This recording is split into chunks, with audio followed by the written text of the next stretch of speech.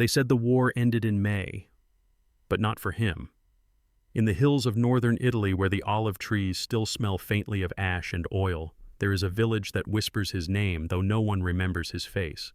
They call him L'Uomo Nero dell'Aria, the Black Man of the Sky, the legend of a man who fell from the clouds and refused to die.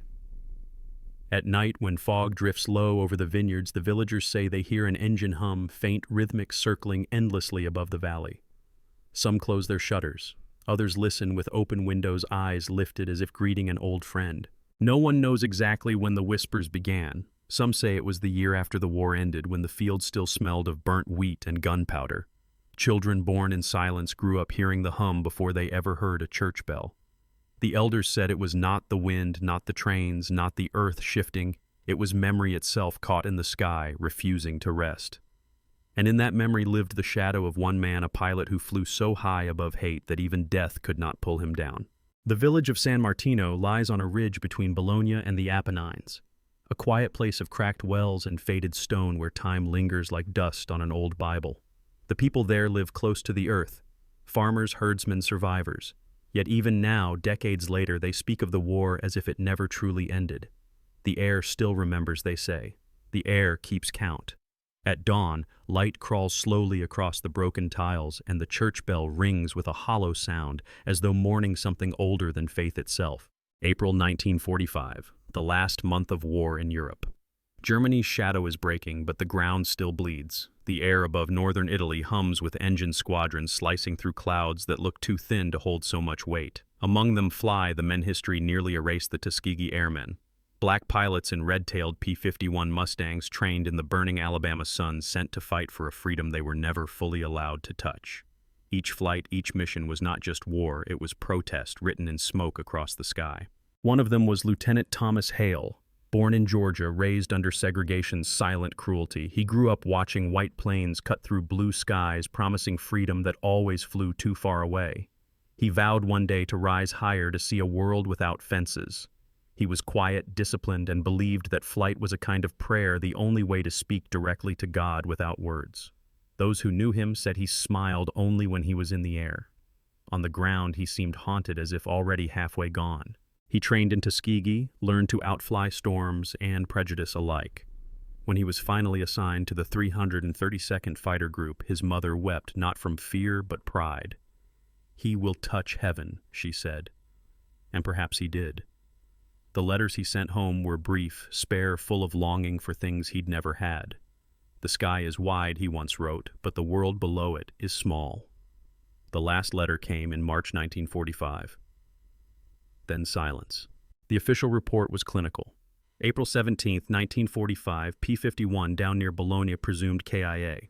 No wreckage recovered, no remains identified, case closed. But in San Martino they wrote a different ending. The parish journal for that day still exists, fragile with age.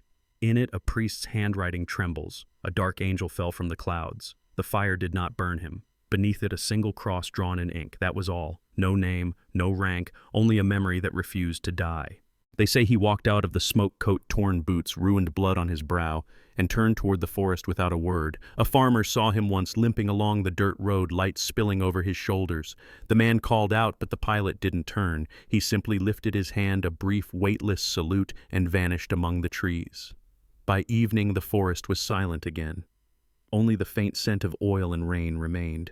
When the villagers reached the crash site, they found the wreck scattered through the olive grove, wings split, cockpit crushed the earth, burned but strangely cold. No body, no blood, just a single glove torn but intact, marked with the U.S. insignia. They took it to the chapel, hung it beside the statue of St. Michael, and whispered a prayer for the unknown soldier. From that day, the chapel bell never rang the same. Its tone deepened, hollow, mournful, like metal remembering fire. Years passed, the glove stayed, the story grew. Children who weren't yet born during the war swore they'd seen the man walking at dusk near the vineyard where the plane fell. Always the same description: flight jacket, red scarf, eyes like glass. He never spoke, never aged. Some said he was a ghost. Others said he was guarding the valley, a soldier on eternal patrol. And when the wind rose, they swore the air itself vibrated like the string of a cello. In 1952, a visiting priest from Bologna tried to remove the glove, calling it superstition. That night, the bell tower cracked during a storm. The next morning, the glove was back where it had been untouched, unmarked, impossible. The villagers said nothing. They simply nodded as if to remind the priest that not everything sacred wears a halo. Some things wear leather and dust. By the time Americans returned years later, the story had already woven itself into the soil. A journalist named Claire Matthews came in 1959 to write about post-war folklore. She laughed when she heard the legend until she spent one night recording audio near the chapel. The tape still exists in fragments. At exactly 3:11 a.m., static gives way to a faint engine hum. And beneath it, a man's voice whispering through the hiss, "Still flying." Matthews never finished her story. She left the village the next morning pale and shaking. The official history refused to care. The Tuskegee records remained incomplete, scattered through forgotten basements and sealed archives. But the folklore survived, as folklore always does, carried not by books, but by breath. Old women whispered it while kneading bread, children sang it in skipping rhymes, soldiers returning home carried it in their hearts. Every generation reshaped it slightly, polishing it with awe and sorrow. Yet the core never changed. The black pilot who fell, walked and flew again. The fact layer calls it coincidence, myth, wishful imagination. The folklore layer calls it memory alive, restless, unburied. Between the two lies the truth that some stories live not in paper but in sound, in echoes that refuse to fade. At dawn, the valley fills with fog again. Light spills through it like breath through glass. The church bell tolls once, twice, then falters not from wind but from recognition. Somewhere above, invisible yet near the hum, returns steady, ancient, eternal. The villagers look up and smile. "He's back," someone whispers, and the sky heavy with morning light seems to nod. April 1945. The war's last breath hung over northern Italy like a sigh that refused to end. The land itself seemed tired, every hill bruised, every stone, remembering where it had fallen. The rivers ran thick with rain and rust, and smoke lingered in the folds of the mountains long after the guns went quiet. Italy was no longer a country, but a wound stitched by fire and faith. Villages like San Martino lived between fear and relief, waiting for something, anything to tell them the nightmare was truly over. But war has a way of echoing long after the last shot is fired.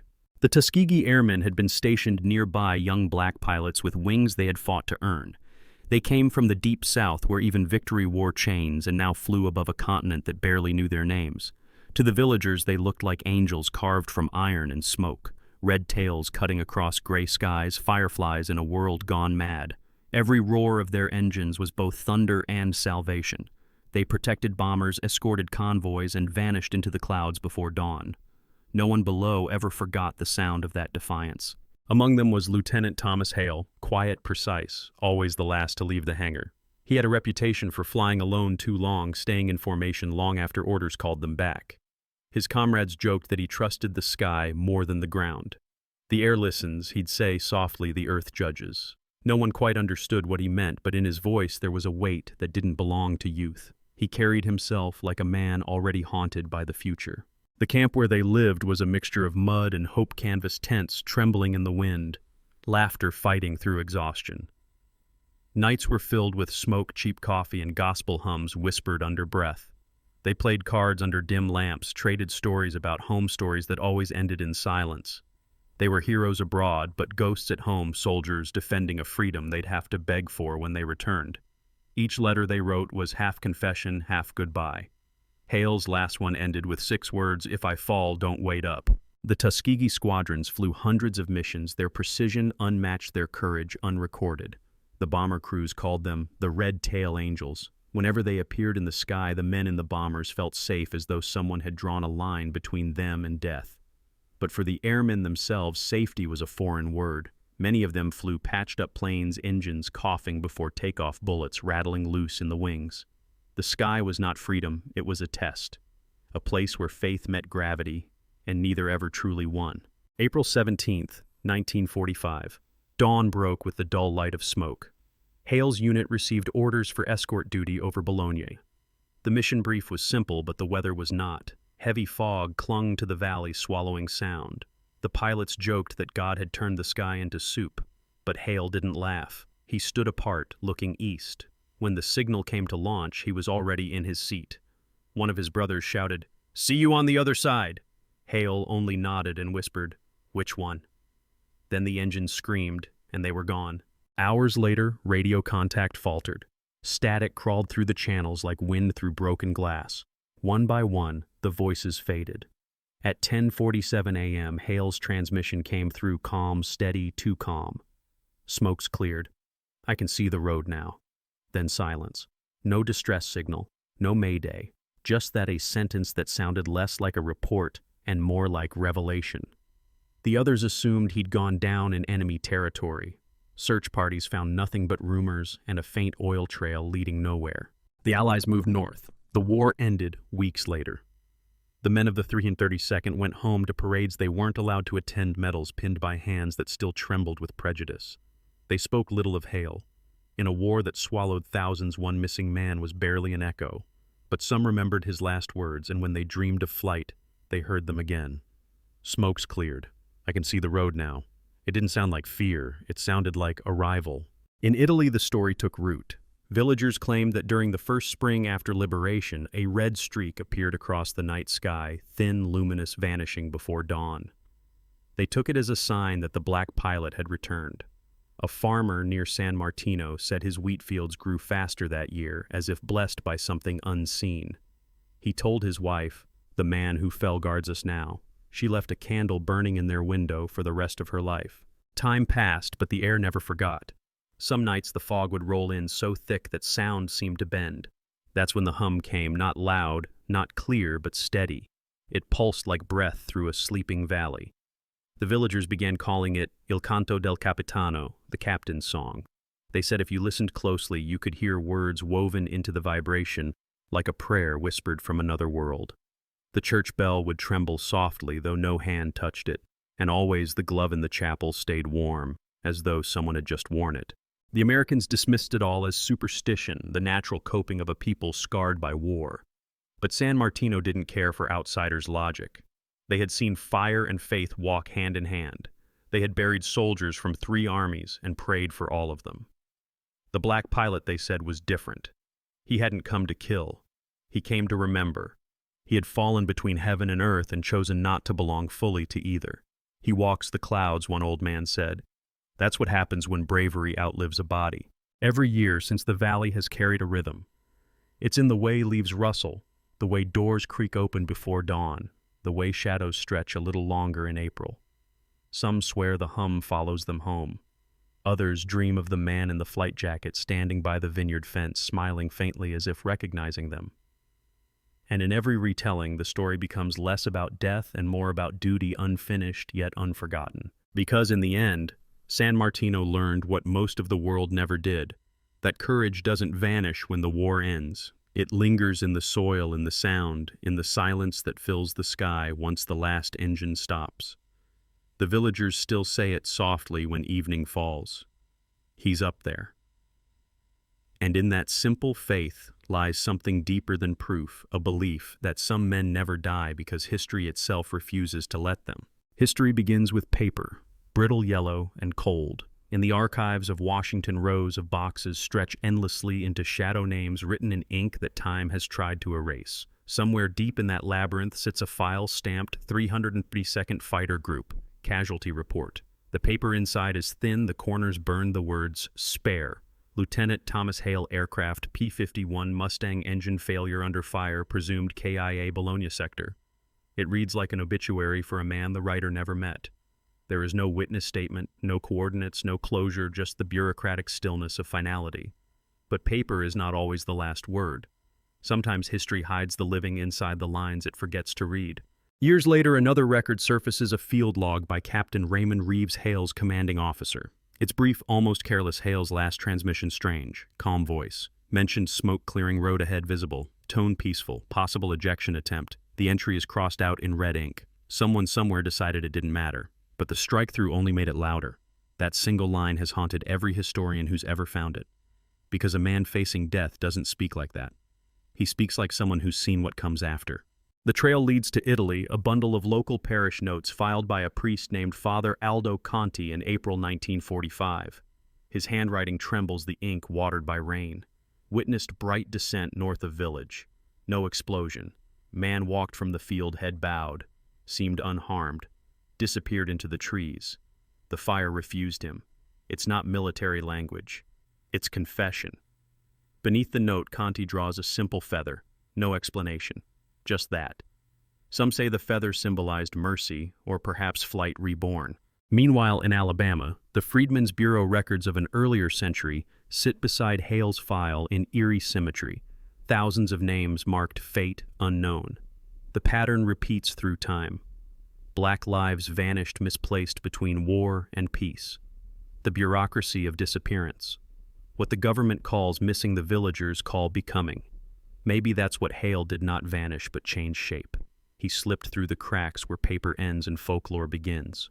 In San Martino, stories grew like vines, twisting around every gap the facts left open. The first witness was a woman named Signora Bellini, who lived near the crash site. Her testimony, recorded in 1946 by local clergy, sounds less like evidence and more like a haunting. I saw the fire, but it did not burn. I saw the smoke, but it did not choke. Out of it came a man with eyes too quiet for war. He did not look back. He did not bleed. He walked toward the mountain and was swallowed by it. When they asked how she knew he wasn't German or Italian, she said, because the fire bowed to him. Folklore traveled fast, carried by mouths, not letters. By 1950, the legend had shape: a pilot who fell but refused to die, who walks the valley when fog rises. Children left bread on windowsills for the man with the red scarf. Shepherds claimed their flocks grew restless before dawn, as if hearing something their masters couldn't. Each year, the story shifted, refined itself, half gospel, half dream. But every version began with the same sound, a low hum through the mist. In 1952, Italian radio operators reported unidentified frequency interference over the Bologna corridor. The waveform analysis, if one believes such reports, matched a pattern last recorded in 1945 during the war. The interference pulsed every 7 minutes, a perfect rhythm ending in faint static shaped like Morse code. The letters spelled home. Engineers shrugged, calling it atmospheric echo, the ghost of signals bouncing through the ionosphere. But old pilots who listened said quietly, "That's his call." The villagers never doubted. They said his spirit had found the airwaves, turning sky into sanctuary. When storms rolled in, they'd hear the hum crackle through their radios, weaving between Italian and English voice and static. Farmers left the devices on overnight, whispering back, "Buona notte, capitano." Some claimed that whenever they answered, the wind softened, the storm passed. Science calls it coincidence. Faith calls it conversation. Children painted his image in chalk on the chapel steps, a plane without wings, a man without shadow. They believed he came to guard them, not haunt them. Teachers let them draw it every spring, calling it the Festival of the Airman. Tourists who visited thought it was strange, a war ghost celebrated like a saint. But that's what happens when a myth protects instead of terrifies. It becomes part of the village's blood. The glove still hanging by the altar became relic and proof. It was said to remain warm even in winter. Pilgrims touched it for luck, travelers for forgiveness. Scientists from Rome examined it in 1960. The leather should have turned brittle decades earlier, yet it hadn't. Tests showed traces of unknown oil compounds, as if preserved by constant heat. The locals simply said, "He keeps it ready for when he comes back." In 1963, an old photograph surfaced in a monastery attic, 3 priests standing in front of the chapel, smiling uneasily. Behind them, faint in the mist, a 4th figure looms, tall, dark, with the unmistakable outline of a flight cap. The negative was examined for double exposure. None found. The photograph was locked away in the Vatican archive, labeled Spiritual Anomaly San Martino 1945. No one spoke of it again. No. Folklore deepened into ritual. Each April 17th, the villagers lit lanterns facing the sky. They sang wordless songs harmonizing with the wind. They said their humming helped him find his way home. On those nights, even skeptics claimed to feel vibration underfoot, like the ground remembering weight. "He's passing," they whispered. "He's still on patrol." No one dared look away until the hum faded. Historians call such things cultural residue, the way trauma reshapes into myth. But myths don't hold frequencies. They don't make glass tremble or bells sway. And yet the records, the physical facts, show seismic tremors in the valley each spring, small but measurable, always near the chapel. Nothing collapses. The earth simply hums. No fault line, no explanation. Perhaps then this isn't a haunting but a heartbeat, a rhythm shared between truth and tale. The archives show where he fell. The villagers show how he rose. Between them lies the space where history becomes human again. Hale was not erased. He was rewritten by the land that caught him. He became echo-guardian myth, and maybe in his own way, free. It began as all hauntings do with sound, a faint hum, low and persistent rippling through the stillness of night. In 1958, a NATO radio operator stationed near Bologna logged an unidentified tonal interference. He dismissed it as static until the hum repeated at exact 7-minute intervals, perfectly symmetrical, too precise for accident, too musical for machine. He made a note in the margin of his report. Same frequency detected April 17, 1945, possible artifact. He never spoke of it again. When asked years later about the incident, he said only, "The sound was alive." By the 1960s, travelers through San Martino carried stories the way others carried souvenirs. A German photographer passing through in winter claimed his film developed a frame. He never took the image of a man in flight gear, half-turned face blurred but lit by an impossible glow. The photo hung in his studio for years, gathering whispers, until one morning it simply vanished. He left a note beneath the empty frame, returned to the sky that made him. No one ever found the negative. In 1965, a veteran named Arthur Miles, one of Hale's own mechanics from the 332nd Fighter Group, came back to Italy chasing memory more than answers. He had heard the villagers' legend and laughed, calling it superstition. But when he stepped into the chapel, everything changed. The air grew warm. The glove on the wall seemed to pulse faintly like something breathing. Miles fell to his knees and whispered, "Tommy, is that you?" Outside thunder cracked. The bell above began to ring, though no rope moved. The hum filled the valley that night, rolling like tide water. Miles left his dog tags on the altar and never took them back. A month later, small tremors rippled through the hills of Emilia-Romagna, harmless, shallow quakes that frightened no one. The villagers called them I Passi dell'Aviatore, the airman's steps. They said his spirit walked the valley again, restless, tracing the old patrol routes. When the earth shook, they opened their doors and whispered, "He's passing through." Science measured vibrations. Faith measured presence. Both recorded the same rhythm. In the early 70s, a group of American journalists came to document the so-called ghost pilot of San Martino. They expected wine folklore and old superstitions. What they found was precision, a village unified in memory. Everyone told the same story down to the same detail: the sound, the figure, the glove, the calm. They met an elderly woman named Julia Ferry, who claimed she had seen him at sunrise every spring since 1946. "He stands by the olive trees," she said, watching the sky as if waiting for someone. When asked if she was afraid, she smiled. "Afraid, no. He's the only ghost who prays for us." One of the journalists mocked her story. That night, his audio recorder captured an anomaly, a faint hum layered under his voice, building, pulsing, and then a whisper. Unmistakable English, still flying. He destroyed the tape the next morning, too shaken to explain it. But his notes recovered decades later describe something stranger. The sound wasn't coming from outside, he wrote, it was coming from the air itself. The church priest in those years, Father Domenico, had grown tired of legends. He decided to remove the glove, hoping to end the superstition. On the night he took it down, lightning struck the tower, splitting one of the bells clean in half. When he returned to the chapel at dawn, the glove was back on the wall exactly as before. He resigned within a week, leaving behind a single sentence in the parish log: "Faith is not a choice, it's a surrender." By the 1980s, researchers from Rome came with machines, seismographs, magnetometers, spectrum analyzers to find what superstition could not explain. They found something worse: patterns. Every April, a field behind the chapel emitted a low-frequency vibration, 21 hertz, the threshold between hearing and feeling. Too low for human perception, yet powerful enough to stir glass to move the heart. "It's as if the ground itself remembers," said one physicist. "As if memory has weight." The villagers had a simpler name for it: Il respiro del capitano, the captain's breath. They said it came whenever people spoke his name with gratitude and stopped when they forgot. "He's not haunting us," said the baker's wife. "He's checking in." The sound became comfort, not curse.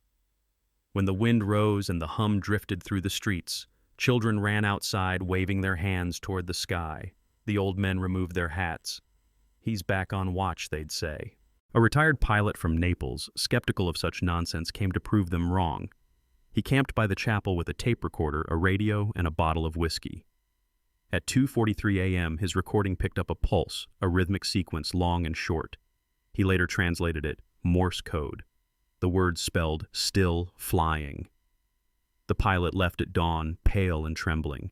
He mailed the tape to a journalist who opened the package to find the reel empty. Inside the envelope, a small red feather lay folded in wax paper. Back in America, Tuskegee's legacy finally began to surface in documentaries and memorials. Old pilots long ignored were celebrated at last, but one name Hales remained missing from every list. Veterans who had known him refused to speak in detail. He flew different, one said, like he was already on the other side. Another, when asked about his disappearance, simply muttered, "Some men finish their mission elsewhere." The folklore spread beyond Italy through veterans' reunions, churches, jazz bars, air shows. Pilots began reporting strange static on their radios when flying over Bologna. Some said they heard music in the interference old gospel chords, faint and slow. One man swore he heard a voice humming "Swing Low, Sweet Chariot" over the Alps. His co-pilot heard nothing. The recording equipment failed. But the logbook entry remains April 17th anomaly. Hum consistent. Felt watched. By the late 1980s, the legend had become too loud to ignore. A documentary crew from New York came to record the villagers' stories. On their final night, power went out across the town. Cameras, dead lights gone. But the sound, that low, thrumming chord, filled the air like a heartbeat through fog. One of the cameramen whispered, "He's telling us to listen." When the power returned, every digital clock in the village read the same time, 3:11 a.m. After that night, even the skeptics fell silent. The mayor placed a small plaque outside the chapel to the airmen who never landed. It became a pilgrimage site for veterans, widows, and wanderers. They left photos of loved ones, dog tags, folded letters addressed simply to the sky. The villagers called them messages for the air. On windy nights, the papers lifted, rising slowly into darkness until they vanished. And each time the hum followed, quiet, steady, grateful. Scientists, priests, soldiers all tried to explain it, each in their own language. But the truth settled somewhere between them, glowing faintly like the horizon before dawn. What began as a crash had become a covenant, a pact between the living and the remembered. In San Martino, they no longer asked if the pilot was real. They asked instead what it meant to still be remembered by the air. Because the hum never lied. It came when someone needed hope. It came when storms gathered. It came when the world forgot what courage sounded like. Every April, the airmen returned not as man or myth, but as rhythm, the pulse of the past moving through the lungs of the present. And when the people listened, they swore the sound spoke one phrase, soft but certain, carried on the wind from the mountains to the sea, still flying. The decades passed, yet San Martino remained a place where time refused to flow in a straight line. In the mid-1990s, declassified Army correspondence surfaced, revealing letters never meant for public eyes. One letter, unsigned, described coordinates that matched the village, cryptically labeled Red Feather.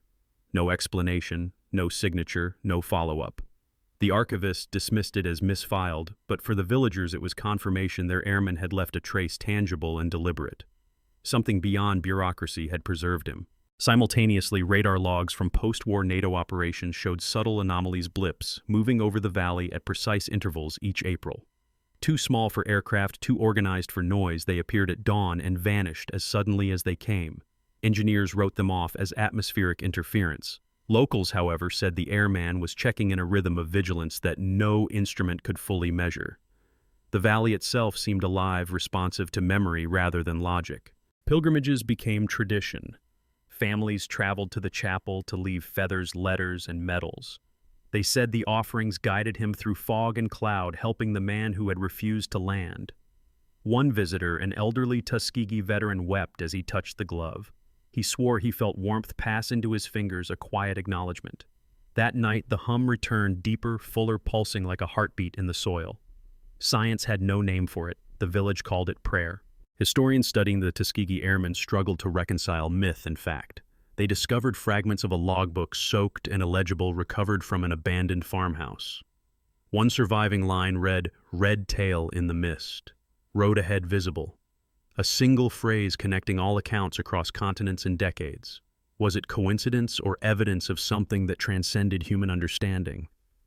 The villagers believed neither, they simply knew he had passed through. Folklore spread beyond the valley, reaching classrooms and air shows. Pilots reported strange static on radios, voices that could not be traced, and faint harmonies resembling old gospel hymns. One young cadet inspired tattooed a small red feather on his wrist, a symbol of endurance and unseen guardianship. Across generations, the story transformed into legend, yet it retained the core truth: Hale had flown beyond maps, beyond reports, beyond death. One night in 2004, a documentary crew camped at the chapel to record the legend. At midnight, all cameras and equipment failed. Yet the hum persisted, resonating with the fog. Those present later described it as a message not of fear, but of guidance. The sound rose and fell with intention, an auditory imprint of a life lived in defiance of oblivion. The next morning, they discovered the glove shifted slightly from its display, though no human had touched it. Meanwhile, digital technology provided new glimpses. Satellite scans over San Martino showed faint patterns in the valley's vegetation, concentric arcs invisible from the ground. Environmental scientists chalked it up to soil composition. Villagers said it was him, the airman's path etched into the earth like a signature, a map of loyalty that transcended mortality. The combination of fact and folklore, of measurement and belief, became inseparable. By the 2010s, every April, the valley experienced inexplicable phenomena. Sensors recorded low-frequency vibrations below human hearing. Lights flickered in abandoned buildings, compasses swung without reason, and the faint scent of burnt olive leaves filled the air. People who witnessed these events described them as both terrifying and comforting. Science remained silent, but the story persisted. Hale's presence was not explained. It was remembered. The legend had evolved, yet retained its haunting precision. The airman was no longer only a missing pilot. He had become a guardian spirit, a symbol of courage and a bridge between history and memory. Pilots, tourists, and descendants of the Tuskegee Airmen came seeking proof, but found experience: the hum, the glove, the misty outlines in photographs.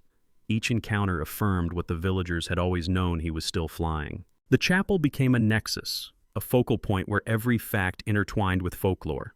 Scientists documented anomalies, priests observed rituals, and historians chronicled oral histories. All recognized something beyond reason: that the combination of human courage, community memory, and a single act of defiance had created a presence in the world that could not be erased. Hale had become more than a man. He was a signal, a song, a pulse connecting past, present, and future. One evening, a visitor recorded audio with modern equipment. The resulting file contained nothing except a faint vibration that humans could only feel, not hear. Listeners described it as a heartbeat, slow, patient, deliberate. It resonated in their chests, lingering long after they left. Some claimed to see shadows moving across the chapel wall, yet no one could confirm their source. Still, they all felt it, the presence of someone who had refused to vanish. As technology advanced, attempts to catalog the valley's phenomena intensified. Drones, thermal cameras, electromagnetic sensors all confirmed subtle but consistent anomalies. The hum, the vibrations, the irregular light patterns, each pointed to a presence that interacted with the environment. Scientists proposed theories, none fully satisfactory. For the villagers, no explanation was necessary. Hale had returned not in life, not in death, but in vigilance. Stories spread to international audiences. Veterans, scholars, and descendants of those lost in war traveled to San Martino to witness, to honor, to feel. They left offerings, photographs, medals, letters, feathers. Each contribution reinforced the legend, connecting observers across space and time.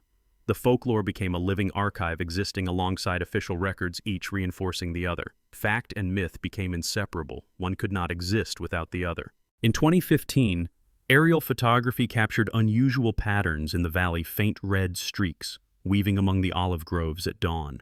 They were subtle, imperceptible to casual observation, but unmistakable to those who knew the legend. Scientists hesitated to draw conclusions, documenting only anomalous visual signatures. Locals, however, recognized the traces: his flight path etched invisibly into the morning sky, marking the continued presence of the airman who never landed. By now, the valley had achieved a strange equilibrium.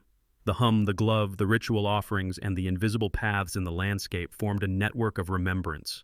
Those who visited could sense it, a pulse of courage, vigilance, and enduring presence. Hale was no longer simply missing. He was eternal, an unseen guardian linking generations to the man who defied history's erasure. By the early 21st century, San Martino had become more than a village. It was a crossroads where history, memory, and legend collided with palpable force. Researchers arrived with drones, magnetometers, and thermal cameras hoping to measure what locals had always known. The valley pulsed with subtle vibrations at dawn, particularly every April, coinciding with the anniversary of Hale's disappearance. Every attempt to quantify the phenomenon produced anomalies mechanical yet organic, precise yet impossible, as if the Earth itself held its breath. Dr. Moretti led the team documenting rhythmic pulses that were not random, not seismic. She wrote, "It is the pulse of a life, not a machine. Something beyond measurement." Her colleagues dismissed her findings as interference or faulty calibration, yet the hum persisted steady and unwavering. The valley seemed to respond to observation itself, aware, alive. Even drones detected unusual electromagnetic activity following invisible pathways through the air. In Washington, the Air Force Archives reopened Hale's personnel files. A technician noticed a cryptic note on the back of a microfilm reel. "Find him where fog meets the bell." When he tried to report it, the reel jammed, burning the frame containing the coordinates. Smoke filled the room briefly, leaving the faint metallic scent of ozone. The note vanished, yet the implication remained: someone or something wanted Hale remembered. Locals continued their rituals. Each April, families placed feathers, letters, and medals on the chapel altar. That night, the hum intensified, rolling over the hills like a living tide. Visitors saw faint lights streak across the misty olive groves, red-tipped, elongated, weaving through clouds that were otherwise empty. On footage, the shadows formed a shape resembling a man in flight gear, upright and fleeting, as if balancing between dimensions. Elijah King, a Tuskegee veteran, visited the chapel that night. He touched the glove and whispered Hale's name, feeling warmth pass through the leather into his fingers.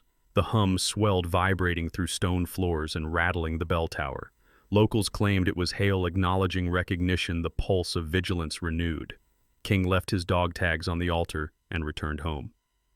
That same night, he passed away peacefully. Villagers buried him beside the chapel under a small cross etched, still flying. Windows rattled, lanterns swayed mist, twisted evidence of presence unnoticed by science, but obvious to those who watched. Every observer felt it, a being walking through fog, unseen yet tangible. Instruments recorded only minor fluctuations. Villagers nodded knowingly. "He walks again," they said, and no one argued.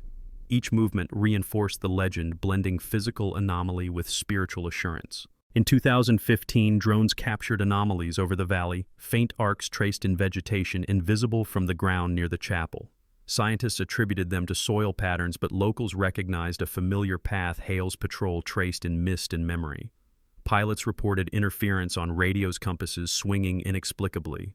Fact and folklore intertwined, inseparable, forming a persistent presence that defied rational explanation. The hum became language, rhythmic and deliberate, conveying messages only the attentive could feel. Witnesses sensed a figure beside them, sometimes visible, sometimes a silhouette in clouds. Children claimed to see a glowing red scarf drifting among the hills. Adults felt hands brush past them, impossible yet undeniable. The valley had become a network of memory, ritual, and unseen guardianship. Hale was no longer missing, he was presence. Science tried to catalog the phenomena with instruments, yet the anomalies continued. Low-frequency vibrations, infrasound pulses, and shifting electromagnetic fields were recorded, but the readings only captured fragments. Folklore filled the gaps. Stories, prayers, songs, and offerings created a living archive, a bridge connecting observation with experience. Hale's story could not be measured, only felt. Pilgrimages grew, drawing veterans, historians, and families of airmen. Offerings of photographs, dog tags, and letters were left at the chapel. The valley responded with subtle cues, lights, flickering doors, moving slightly, the hum rising and falling like a slow heartbeat. Visitors claimed to feel warmth, a presence guiding, protecting, acknowledging. Every April, Hale returned through ritual memory and valley alike. Drones and sensors attempted to record the patterns, revealing concentric circles in olive groves, traces imperceptible from the ground. Observers noted their alignment with the chapel and the crash site. Pilots flying above reported compass anomalies, strange static, and unexplained disturbances. Each measurement reinforced the presence, yet no single fact could explain the entirety.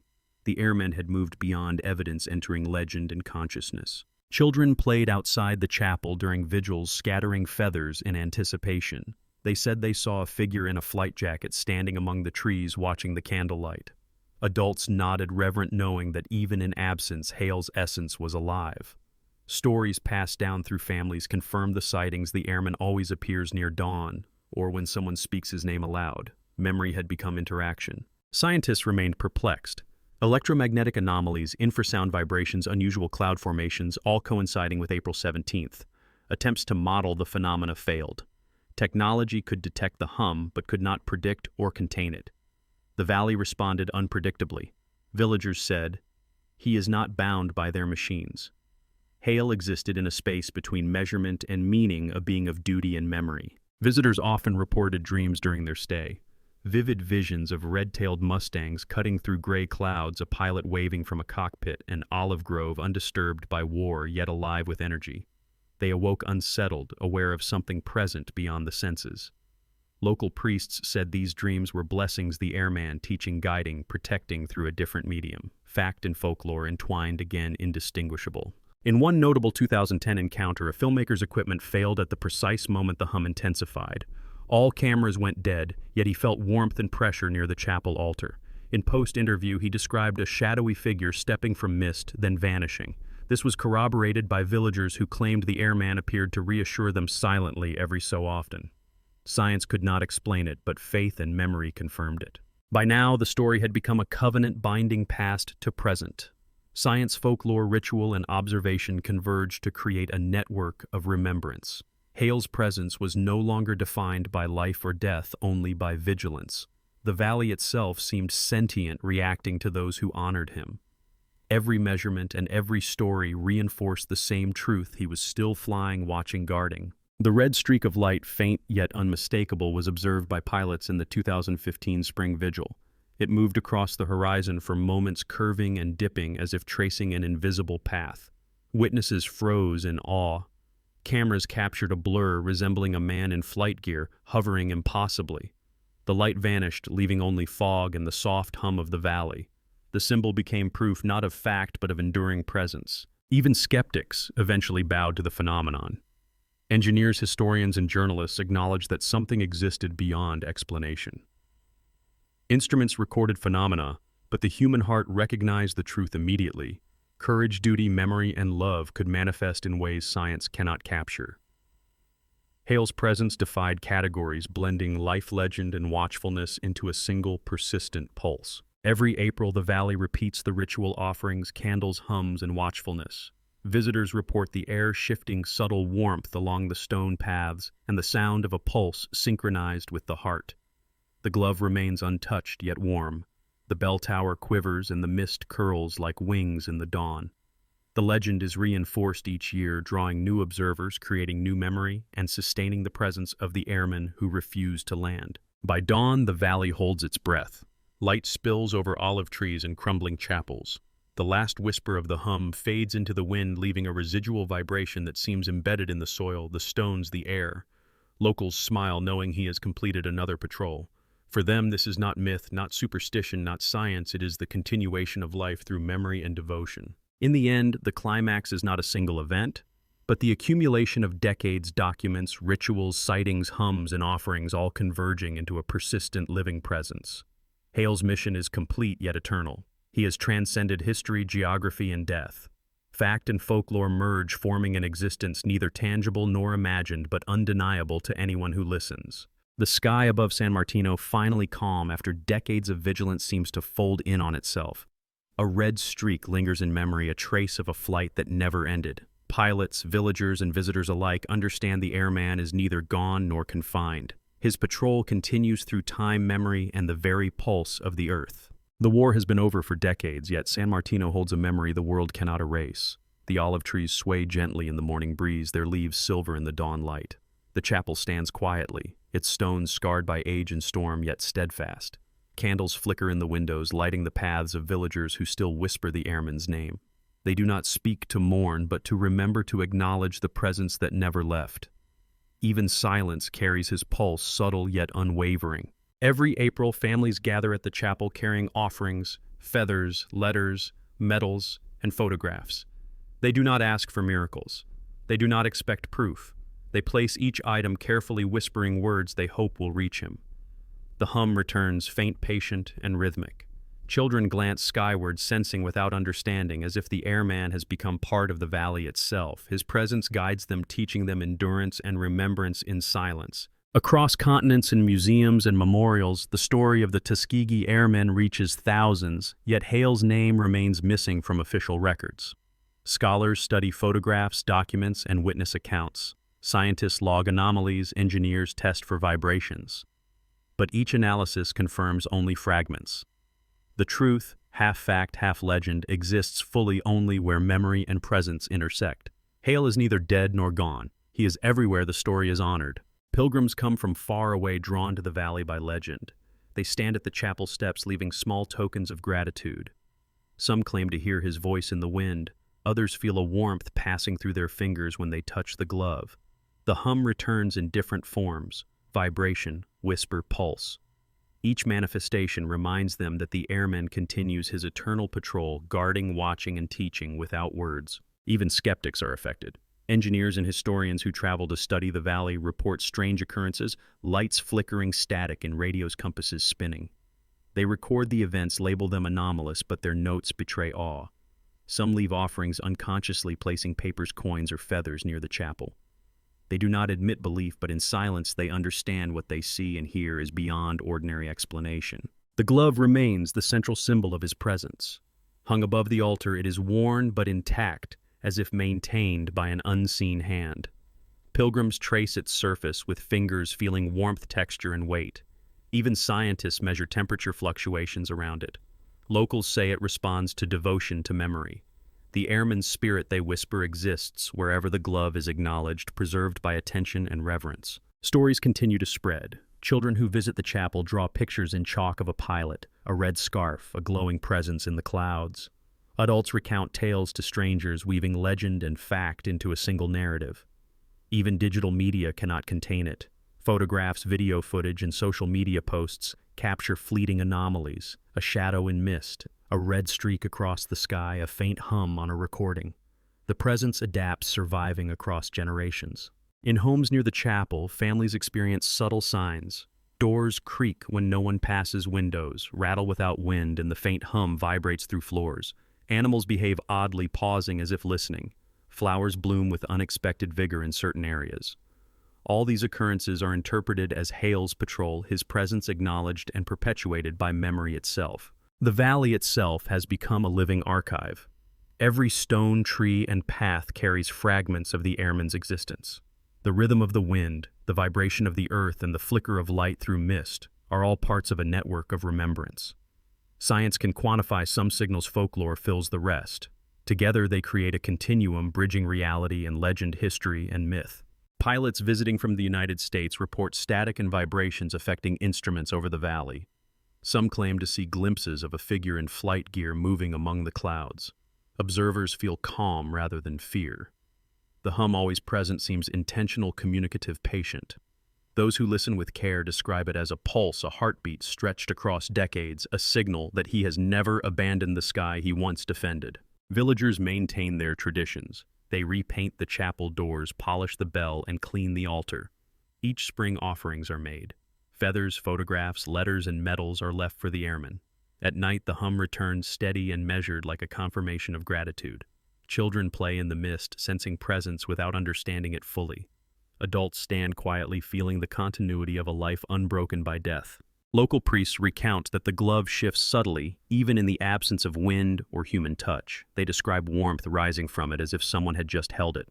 Candles flicker without explanation, aligning with the hum and rhythm. These phenomena are observed with awe, not fear. Visitors learn that participation, remembrance, attention, acknowledgement sustains the presence. Hale exists where he is remembered. Even when technology fails, cameras, sensors, microphones, the hum persists. Electrical failures, recording glitches, and data corruption cannot erase it. Scholars and visitors alike describe feelings of awe, serenity, and reverence. For them, the valley is sacred space, alive and breathing. Every April, the cycle continues. Memory, ritual, hum, acknowledgement, a perpetual dialogue between the airman and the living. Digital media captures anomalies, streaks of red light, faint shadows, low-frequency vibrations. None can fully explain them. Villagers interpret these as signs of Hale's eternal patrol. The pattern repeats yearly. The valley's landscape instruments and memory converge, creating a network of observation and devotion. The phenomenon is neither bound by time nor limited by human understanding. It exists in continuity with remembrance. The airman has transcended mortal history. He is not in the archives nor in the records alone, but in the rhythm, sounds, and practices of San Martino. The Valley Chapel and Glove serve as conduits for his presence. Fact and folklore merge, forming a living memory. Those who come bear witness, leaving traces of acknowledgement which sustain the pulse. Hale's story continues through the tangible and the unseen, alive as long as it is remembered.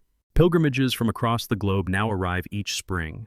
Veterans, descendants, tourists, scholars all participate in rituals of remembrance. Feathers are left, letters read aloud, prayers whispered. The valley responds with subtle vibrations, faint hums, and moving shadows.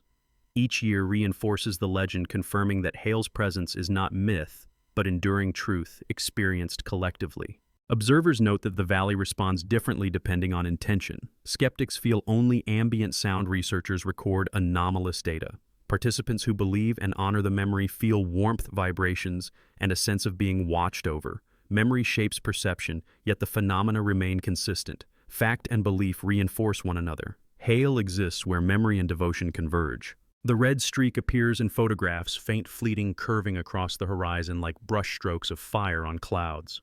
Observers freeze breath, caught before it vanishes. The hum continues beneath the surface of sound, deep in soil, air, and consciousness. Both evidence and legend declare the same truth. The airman is still flying, still guarding, still present beyond measurement. Every visitor, historian, and pilgrim contributes to the ongoing record. Feathers, dog tags, letters, and prayers augment the network of presence. Sensors and instruments record subtle anomalies, yet they capture only fragments. Memory and ritual provide the context, shaping reality into continuity. Hale is sustained through attention, devotion, and acknowledgement. The hum is his proof, persistent, patient, eternal. The climax is not a single event, but the accumulation of decades, rituals, anomalies, sightings, and stories converging into one living presence. The airman transcends death, archives, and explanation. Fact and folklore converge in a single pulse, manifesting in wind, vibration, light, and memory. The valley itself has become his vessel. Hale continues his patrol, bridging generations and geography, immortalized in experience rather than record. As the first light of dawn illuminates the valley, mist curls around the chapel and olive groves. The hum fades softly, leaving only residual vibration that seems etched into the earth. Locals smile, knowing he has completed another circuit of vigilance. Science observes, folklore interprets, and memory ensures continuity. Hale has become timeless, present wherever he is remembered, a pulse in the air, a heartbeat in the soil, a guardian in perpetuity. Pause soft. Hum lingers, merging with the morning breeze, echoing the eternal presence of the airman as the valley awakens.